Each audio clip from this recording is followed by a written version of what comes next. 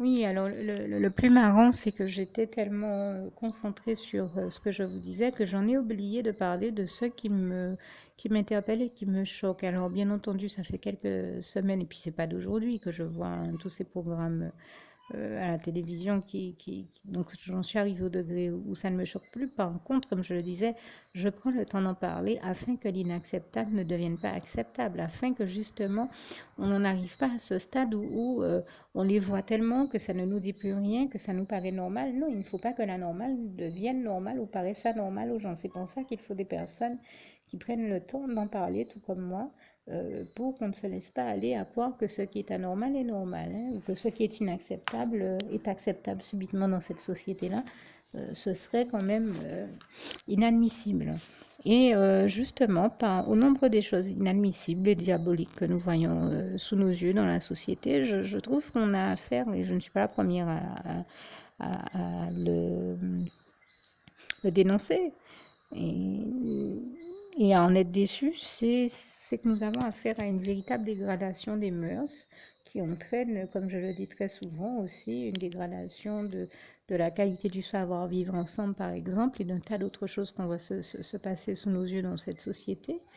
Et au nombre desquels on voit par exemple dans bon nombre non seulement d'émissions, de programmes de télévision, ce dont je parle ici dans ce zapping des programmes TV, mais aussi même dans des clips vidéo ou dans des publicités, on voit le reflet de cette réalité-là. Et je me rappelle d'un clip vidéo que j'avais tout particulièrement aimé parce que il y avait des rappeurs qui chantaient et puis, subitement, comme dans tous les clips de rappeurs, et je dis ça avec un large sourire, bon, et je précise ici entre parenthèses que je n'aime pas nécessairement le rap, en tout cas, c'est loin d'être mon genre musical préféré, mais j'avais apprécié l'attitude de ces rappeurs qui rappaient, et puis subitement, pendant qu'ils chantent, on voit des femmes se mettre à débouler dans le clip vidéo, dans des tenues plus que légères ou comme dirait l'autre détenu, qui les déshabille bien plus qu'elle ne les habille, et c'est bien décevant, nous savons tout ça n'est pas de Dieu. Et puisque Dieu a un respect pour la femme et un amour pour la femme, puisque c'est lui qui l'a créée, qui implique que Dieu invite la femme à être dans une attitude et un comportement et donc aussi une tenue qui ne soit pas dévalorisante pour la femme. Malheureusement, certaines femmes se laissent entraîner par le diable qui est celui qui cherche toujours à dévaloriser les femmes, à se retrouver dans des postures, des situations, des tenues et des comportements qui ne sont pas de Dieu, qui ne sont pas la gloire de Dieu et qui révèlent d'ailleurs bien souvent qu'on est en présence de femmes aussi qui ne sont pas de Dieu, mais de servantes de l'ennemi plutôt que de servantes de Dieu, parce que les véritables servantes de Dieu ne sont pas dans ces comportements-là. Et c'est bien parce que moi, je suis une vraie servante de Dieu que je suis interloquée devant un peu le comportement de deux ou trois femmes, alors même que je suis une femme et donc solidaire de la cause de la femme, mais que j'encourage justement les femmes à être dans des attitudes, des comportements et des postures valorisants pour la femme et non pas l'inverse, dévalorisants comme ceux qu'on peut observer dans ces fameux clips vidéo dont je fais mention ici. Et j'avais donc pas mal apprécié le fait que, eh bien, au bout d'un certain temps, après que ces rappeurs-là soient en train de chanter, un peu comme dans tous les autres clips de rap, on a vu débouler des femmes donc, qui étaient en tenue légère, qui commencent à, à s'agiter un peu dans tous les sens en maillot de bain et en je ne sais trop quoi. Et l'un d'entre eux s'est mis à taper sur l'épaule d'une d'entre elles. Enfin, ça fait très longtemps, des années que j'ai pas vu ce clip. Enfin, je sais qu'il est repassé il y a pas longtemps, mais j'ai pas eu le temps de le voir en détail. Donc, je synthétise, je symbolise, hein.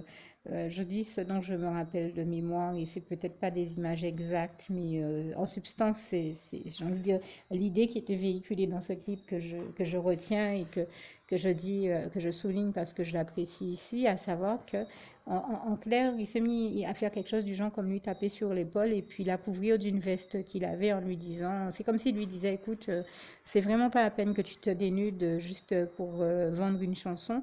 En tout cas, nous, on n'a pas besoin de ça et je crois que personne n'a besoin de ça. Nous n'avons pas besoin de voir des hommes dénudés ou des femmes dénudées pour nous dire qu'une chanson ou qu'un CD vaut la peine d'être acheté.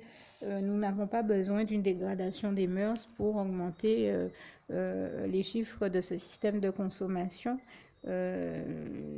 Nous sommes, vous voyez déjà en soi, c'est un manque de respect du diable qui entraîne là encore la société dans ce genre de dérive-là.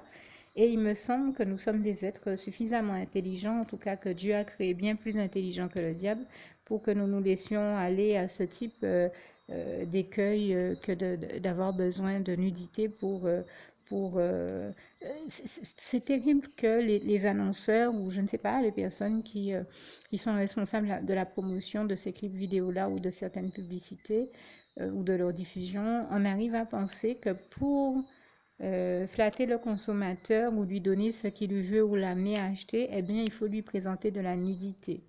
C'est terrible, je me demande d'où ils sont allés chercher cette idée-là, si ce n'est peut-être du côté du diable, puisque très concrètement, je le dis haut et fort ici, je crois que nous sommes des êtres que Dieu a créés suffisamment intelligents pour ne pas avoir nécessairement besoin de nudité pour arriver à évaluer la qualité d'un produit.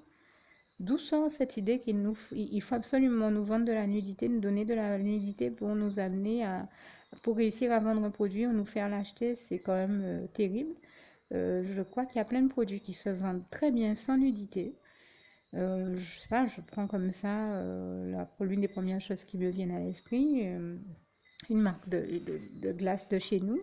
Je n'ai jamais vu qu'on mettait quelqu'un de nu à côté des pots de glace de cette marque et pourtant c'est la marque de glace numéro 1 de la Guadeloupe.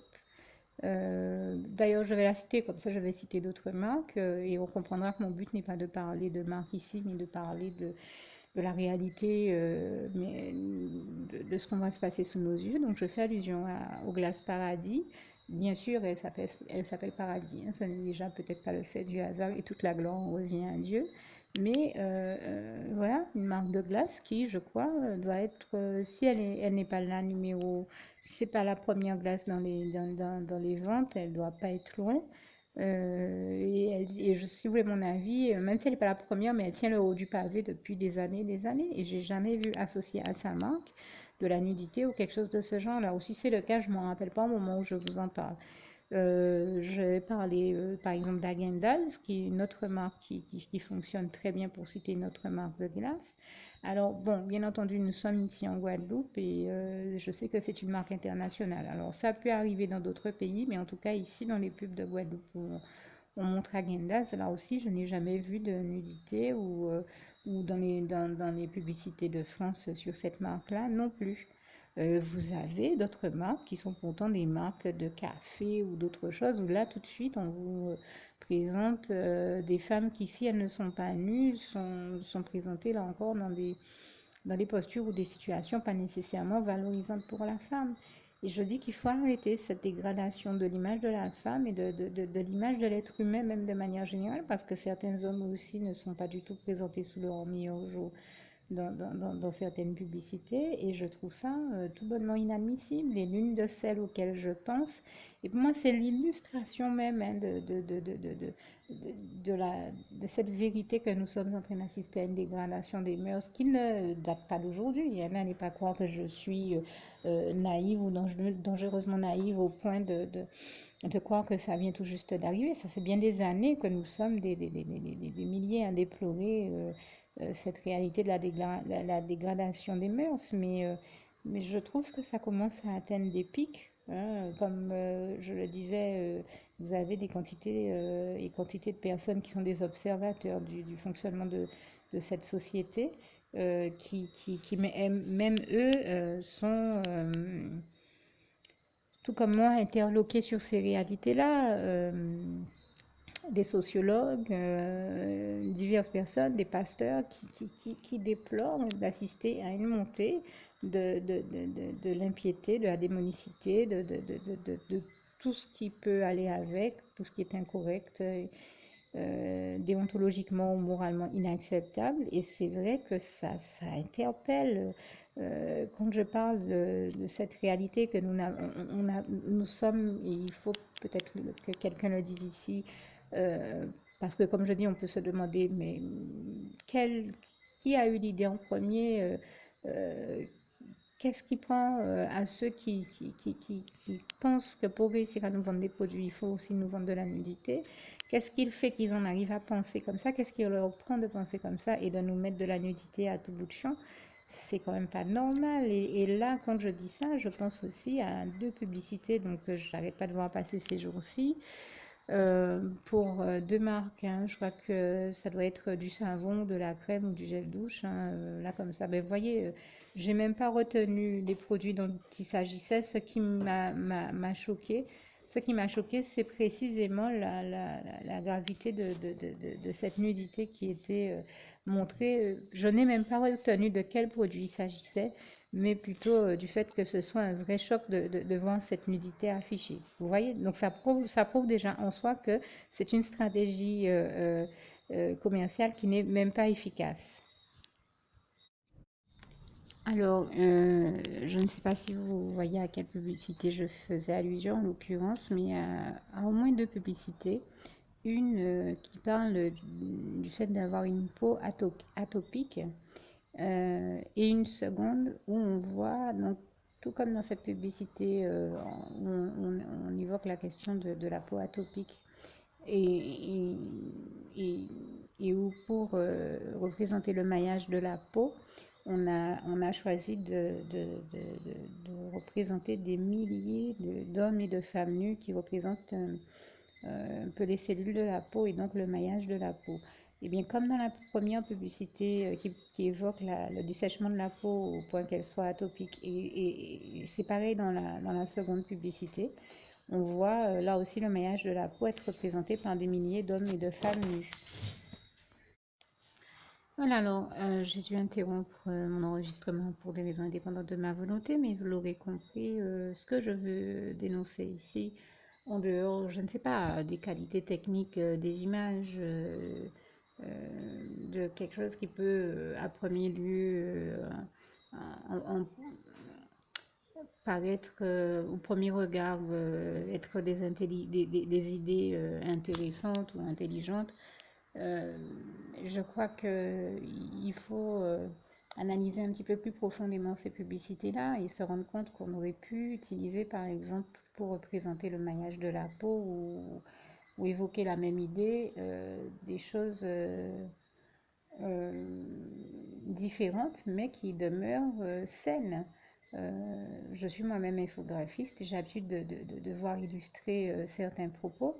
Et jamais, même si je conçois que ce sont des idées qui peuvent traverser l'esprit de quelqu'un, j'aurais choisi de prendre, de représenter quoi que ce soit par l'image de milliers d'hommes et de femmes nus, parce que on peut tout de suite, si on analyse les choses un petit peu plus profondément, comprendre tout ce à quoi l'ami peut s'inviter pour inviter les gens, là encore, à, à- à rentrer dans une dimension malsaine. On peut comprendre qu'il y ait fait allusion ici à des pratiques qui ne sont pas de Dieu. Et ça paraît comme ça anodin parce que ce sont des publicités qu'on voit toute la journée sous nos yeux, mais je vous assure que ce sont des invitations plus ou moins voilées, plus ou moins discrètes soi-disant, mais que beaucoup décodent et comprennent très bien, et surtout le public visé en question. Et je vous assure que si vous avez un doute de ce que je dis, eh ben, prenez votre zapette, enlevez le son quand ces publicités-là défilent et regardez euh, tout de suite quel effet ça vous fait de les regarder et à quoi ça vous fait penser, et à quoi vous avez la sensation qu'on fait allusion. Et je peux vous dire que tout de suite, vous vous rendrez compte que c'est malsain, que ce n'est pas sain. Je regardais comme ça un clip vidéo il n'y a pas très longtemps de quelqu'un dont j'apprécie la voix, etc., etc. Mais quand j'ai mis le son en off et que j'ai regardé le clip vidéo, je me suis rendu compte qu'il transmettait des tas de messages, on va dire, subliminaux, qui sont en réalité des messages subliminaux transmis par le diable pour amener les gens, les inviter au péché. Et je dis que c'est terrible. Ça vous paraît surprenant ce que je suis en train de dire, ou un peu fort le café peut-être? Eh bien, prenons l'exemple d'une autre publicité qui se termine par un slogan qui dit la paresse, ça a du bon. Non, la paresse, ça n'a pas de bon parce que l'oisiveté est mère de tous les vices et que la paresse, ça fait partie du mode de vie du péché. Nous savons que Dieu nous dit qu'il s'agit pour nous de gagner notre vie à la sueur de notre front, à la sueur de notre front, donc de travailler. Ce n'est pas de Dieu que de raconter que la paresse a du bon. Ce n'est pas vrai, la paresse n'a rien de bon et n'apporte rien de bon à notre jeunesse. C'est dans un monde comme le nôtre, une société comme la nôtre, avec un chômage, avec des chiffres du chômage qui explosent tous les compteurs et qui dépassent tous les paliers qu'on aurait imaginés. Ce n'est certainement pas un bon message à transmettre à la jeunesse que la paresse a du bon. Ça, c'est n'importe quoi. Euh, je crois qu'il y a d'autres messages plus édifiants et responsables et responsabilisants à transmettre à la jeunesse. J'emploie un mot ici à ma manière, mais je veux dire, je crois que vraiment, je pose la question avec un gros point d'interrogation ici. Quelle société voulons-nous? Nous savons que nous sommes dans une société en devenir. Quelle société voulons-nous? Quel avenir voulons-nous pour notre société, pour notre jeunesse? Est-ce que ces messages-là sont les bons à transmettre? Est-ce qu'on a besoin d'agresser nos enfants, nos jeunes avec une nudité à tout va euh, diffusée sur grand écran à heure de grande écoute? Est-ce qu'on a besoin de ces choses-là pour avancer? Est-ce qu'elles sont réellement indispensables et édifiantes? Je n'ai pas la sensation. Je n'ai pas la sensation que ça permette à nos sociétés d'évoluer. Je n'ai pas la sensation que ce soit des valeurs qui puissent faire avancer nos sociétés et sa jeunesse, qui puissent améliorer son devenir et son avenir. Donc, je prends le temps d'interpeller ceux qui peut-être, je l'espère, tomberont sur ce type de témoignages et qui sont peut-être des décisionnaires afin qu'ils se rendent compte que avant de mettre au grand jour ce type de publicité et ces messages qui ne sont rien d'autre que des pièges du diable et pour entraîner la société dans le péché, dans une dégradation des mœurs au lieu d'une évolution des mœurs, une dégradation de la moralité et tout ce qui va avec.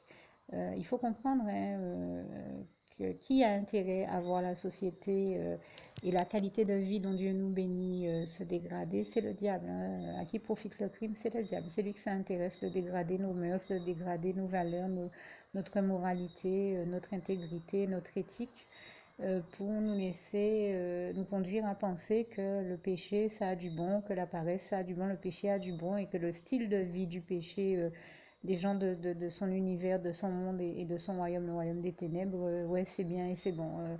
Et puis il a une manière de vous parler de ça dans soi-disant quelque chose qui se veut être à la mode et dans une espèce de mouvement de coolitude comme diraient les autres. Ouais, mais le péché, la paresse et tout ce qui est négatif, ça n'a rien de bon. C'est encore là un mensonge du diable, comme le Seigneur Jésus nous avertit hein, de qui il est, de ce qu'il fait, de comment il est le père du mensonge et qu'il ne cherche qu'à nous faire tomber spirituellement et à nous entraîner dans ces pièges et dans l'écueil du péché. Et le Seigneur Jésus nous avertit qu'il n'y a rien de bon en lui, aucune vérité en lui, et qu'il est le père du mensonge, comme il est écrit en Jean 8, versets 41-47. Raconter aux gens que la paresse ça a du bon, c'est encore là un des très grands mensonges du diable et il utilise les publicitaires et ce type de publicité, d'émissions, de clips vidéo et autres pour nous faire croire que la paresse ça a du bon, que la nudité et la dégradation des mœurs c'est normal, c'est bien, c'est bon, c'est jeune, c'est cool, c'est... Non, non, ça c'est le diable qui raconte ces messages-là, qui transmet ces messages-là pour voir s'il arrive à entraîner certains en enfer avec lui et à vivre dans l'anarchie qu'il prône. Ne vous laissez surtout pas entraîner par le diable dans ces dérives-là, ces dérives malsaines-là, parce que nous savons que si le diable est le père du mensonge, comme il est écrit en Jean 8, versets 41-47, Jésus-Christ, lui, est le chemin, la vérité et la vie.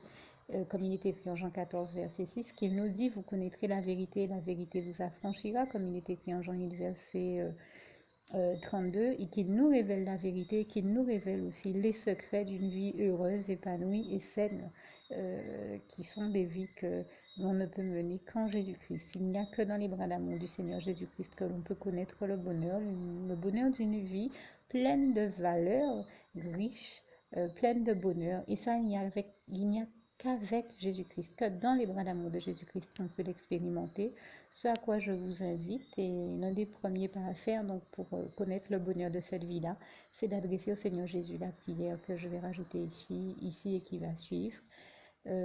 Tout en vous laissant avec ce passage si cher à mon cœur, qui est aussi le souhait de mon cœur pour vous. Philippiens 4, verset 7. Que la paix de Dieu qui surpasse toute intelligence garde vos cœurs et vos pensées en Jésus-Christ. À bientôt.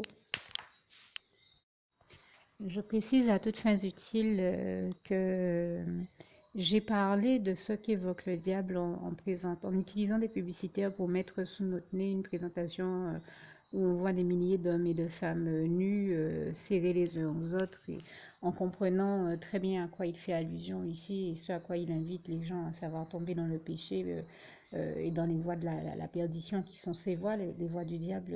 Et nous savons que son seul but, c'est d'amener avec lui le maximum d'âmes en enfer. Vous aurez compris que je n'ai pas donné plus d'explications, que je n'ai pas utilisé certains mots, cité certains mots, non pas par hypocrisie, mais parce que tout comme le Seigneur Jésus nous en avertit dans ce passage, dans sa parole, on est comme Dieu, hein, je dis Dieu, Jésus et son Saint-Esprit, bien sûr, je parle de Dieu dans sa dimension tripartite ici. Tout comme Dieu nous en avertit donc dans sa parole, la Sainte Bible, en Éphésiens 5, versets 1 à 20, il faut comprendre que nous savons que tout ce qu'ils font dans les ténèbres est sale, pervers, impur, etc., etc., et qu'il convient, comme dit le Seigneur, de ne même pas le mentionner. Mais nous savons aussi que par la grâce de Dieu, et toute la gloire revient à Dieu, à Jésus-Christ, à son Saint-Esprit, Dieu amène à la lumière tout ce qu'ils font. C'est-à-dire que tout ce qui se fait dans les ténèbres, tôt ou tard, Dieu fait en sorte que rien ne reste caché. Et Dieu amène à la lumière pour les dénoncer et montrer quelles sont leurs pratiques, qui ils sont et qu'est-ce qu'ils font, tout comme cette publicité-là est révélatrice en quelque part des pratiques de ceux qui ont cautionné qu'elle existe et qu'elle soit diffusée. C'est révélateur tout ça, ce n'est pas le fait du hasard. Je demeure persuadée qu'un véritable chrétien ne se serait jamais senti autorisé à utiliser ces images-là pour faire la publicité de quoi? D'une crème de quoi? Alors, regardez, hein, j'ai retenu cette illustration-là, mais je serais bien incapable de vous dire dans les deux publicités quels sont exactement les produits favorisés. Ça veut dire quoi? Qu'on retient quoi de ces pubs-là? On retient bien plus la gravité de ce qu'ils ont évoqué que leur opération publicitaire ne fonctionne. C'est-à-dire que l'opération publicitaire en elle-même ne fonctionne même pas, puisqu'on n'arrive pas à se rappeler du produit qu'ils ont cherché à vendre, mais de la gravité de ce qu'ils ont évoqué comme notion et comme idée dedans. C'est vous dire que ça ne fonctionne pas, alors qu'à contrario, et pour les deux publicités, je serais incapable de vous dire exactement de quel type de produit il s'agit, de quel produit il s'agit. Je sais que ce sont des produits pour la peau, puisqu'on parlait entre autres de peau atopique, mais je ne saurais pas vous dire s'il s'agit d'un savon, d'une crème, d'un gel douche, d'une crème hydratante ou d'autre chose. Je ne saurais pas dire exactement quel produit c'était, parce que ce que l'on retient, c'est ce maillage de la peau représenté par des milliers de femmes et d'hommes nus. Alors vous imaginez un enfant qui arrive, qui tombe devant ça, parce qu'en plus c'est diffusé à toute heure dans la journée, etc., etc. Et l'enfant vient vous demander, mais papa, maman, qu'est-ce qu'ils sont en train de faire là, les messieurs et les dames toutes nues et tout nus? Vous comprenez ce que je veux vous dire? Je suis sûre que certains d'entre vous qui écoutez ce témoignage pensent que je suis quelqu'un de prude, très certainement pas, mais je suis bien au contraire quelqu'un de très averti sur ce qui existe dans le monde qui l'entoure et qui le dit bien haut et fort. Les chrétiens qui sont des chrétiens avertis tout comme moi-même, sont des gens qui n'auraient jamais permis, qui n'auraient jamais, si on leur demandait de créer une publicité pour un produit donc dermatologique ou en rapport avec le derme, on va dire, même si ce n'est pas un produit dermatologique, mais un produit pour la peau, vous avez compris ce que je veux dire ici substantiellement, ils n'auraient jamais choisi ce type d'illustration. Ou même si on leur proposait ce type d'illustration-là, il se serait dit non, ce n'est pas de Dieu que de montrer des hommes et des femmes nus juste pour vendre un produit pour la peau. Je refuse, je n'accepte pas ça. Ça vient remettre en question mes valeurs déontologiques, éthiques et morales. Donc non. En tout cas, moi, on viendrait me proposer ça, je dirais non. Je dirais qu'il y a des tas d'autres choses qu'on peut prendre pour représenter le maillage de la peau qu'une image dégradante d'hommes et de femmes nus. Il faut être très clair sur la question. Je pense d'ailleurs, pour donner un exemple, à la forme même qu'ils ont pu représenter. La forme que ça donne, ça ressemble un peu à une espèce de carré dont les bords auraient été incurvés. Eh bien, il suffirait de faire un carré avec les bords incurvés pour avoir exactement la même représentation, le même maillage de la peau, sans pour autant être tombé dans l'indécence de montrer des corps de femmes et d'hommes nus serrés les uns contre les autres. Et tout ce qu'on sait très bien que ça peut amener comme évocation d'idées malsaines. Donc il faut être très clair, tout ça n'est pas net, tout ça est malsain, tout ça n'est pas de Dieu. Et on essaie de nous faire croire que c'est normal, et youpi là, dans une espèce de mouvement de légèreté générale, on laisse passer, on laisse passer surtout pour acceptable tout ce qui est totalement inacceptable. Et bien sûr, personne ne se lève pour rien dire. Mais en tant que chrétien, je crois que notre rôle de chrétien et de chrétienne, c'est de prendre le temps de prendre la parole de la part de Dieu pour dire attention, ça, ce n'est pas de Dieu, et c'est ce que je fais ici. Et comme je disais, je n'ai même pas souhaité en dire plus. Il y aurait beaucoup d'autres choses encore à dire, mais je pense à des tas d'autres publicités qui existent. Et pour n'en donner qu'une, et terminer aussi là-dessus, je pense à comment l'ennemi, dans toute sa perversion, vient donner ici une fausse vision, une mauvaise vision des notions qu'il sait très bien que nous respectons, telles que la notion de liberté, qui est une notion qui est, quand on la respecte et qu'on l'apprécie correctement, qu'on la prend dans son sens le plus noble, on pense par exemple à ce passage de Corinthiens où il est écrit que là où est la liberté est l'Esprit du Seigneur. Mais la liberté, la vraie liberté, pas cette liberté que le diable essaie de prôner, qui voudrait qu'il amène à faire les gens, qu'il amène les gens à faire tout et n'importe quoi pour tomber dans le péché. Non, le Seigneur me le dit, je suis libre, mais je ne suis pas libre, mais tout ne m'est pas permis, je ne suis pas libre pour pécher, je suis libre pour faire les bonnes choses de la part du Seigneur Jésus-Christ, oui, oui, mais pas pour faire les mauvaises que le diable voudrait me voir faire. Et en l'occurrence, eh bien, je pense à l'une de ces publicités où on a choisi d'allier la notion de liberté du thé qui est vendu, ça s'appelle Liberty, je crois, mais, euh, mais il faut comprendre ici là encore, qu'est-ce qu'on comprend que, tout comme le diable raconte à travers un autre slogan que la paresse a du bon, que là, il est en train d'essayer de nous donner une vision de la liberté qui n'est pas la vision de la liberté au sens noble. Ce qu'il appelle, lui, liberté, c'est le processus par lequel il cherche à amener les gens à l'anarchie. Et ça, c'est n'importe quoi. Ça, ce n'est pas de Dieu. Et c'est ça qu'il faut comprendre ici. Et en quelque part, c'est faire ce zapping aussi des programmes TV vus sous l'angle de la foi. C'est une manière pour moi de vous dire de la part du Saint-Esprit que quand vous avez des programmes télévision en face de vous, ne les regardez pas passivement en vous laissant distraire par le diable et amener par lui dans les comportements qui ne sont pas chrétiens où il voudrait vous voir être, mais faites une analyse profonde de ce qui vous est proposé sous les yeux et n'adhérez surtout pas à tout ce que vous savez provenir du diable et de son fonctionnement et de tout ce qui n'est pas de Dieu à travers ce que vous voyez. J'espère que vous comprenez là, ici, je me mets persuader en tout bon sens et en toute bonne intelligence le sens de mes propos.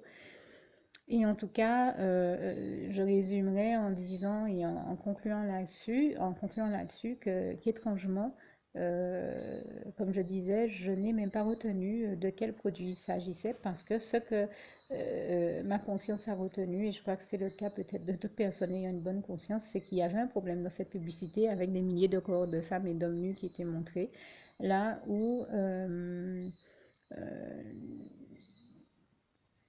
pour les glaces paradis ou les autres glaces dont je parlais tout à l'heure à Gendaz par exemple, eh bien là, je sais même pas avoir vu de nudité, mais avoir reconnu des bons produits, des produits de qualité, et voilà, sans pour autant qu'on ait mis de corps nus. Comment expliquer que j'ai retenu le produit qui était vendu, à savoir de la glace dans les publicités de Paradis ou d'Agendaz, alors qu'il n'y avait pas de nudité tout autour de la présentation de ces produits-là. Et par contre, pour ces produits-là qui, eux, avaient de la nudité, je serais bien incapable de vous dire de quel produit il s'agissait. Ça démontre bien que la nudité, contrairement à ce qu'on fait croire, ne fait pas vendre et que ce n'est pas, au lieu de retenir le produit qu'on cherche à vendre, eh bien, cette publicité-là n'atteint pas ses objectifs ni sa cible, puisqu'on retient la nudité et pas le produit. Et résultat, ça peut faire que demain, puisque je ne sais même pas de quel produit il s'agissait, eh bien, je n'achète pas le produit parce que je n'ai pas retenu le produit, mais j'ai retenu la nudité qu'on essayait de me vendre et je n'achète ni l'un ni l'autre, ni la nudité ni le produit. À tel point que d'ailleurs, je ne me rappelle même pas de quel produit il s'agissait. Alors que dans une autre publicité, dans deux autres publicités, celle d'Agendas et de Paradis, il n'y avait pas de nudité, mais j'ai retenu les produits et je sais que ce sont de bonnes glaces. Vous voyez, l'exemple, il me semble, voilà un exemple qui me semble être probant et qui démontre qu'on n'a pas besoin, je le répète encore, de tomber dans l'indécence et dans la nudité et dans tout ce qui est inacceptable déontologiquement pour réussir à vendre des produits pour autant. À bon entendeur, salut, que Dieu vous garde et vous bénisse tous. À bientôt.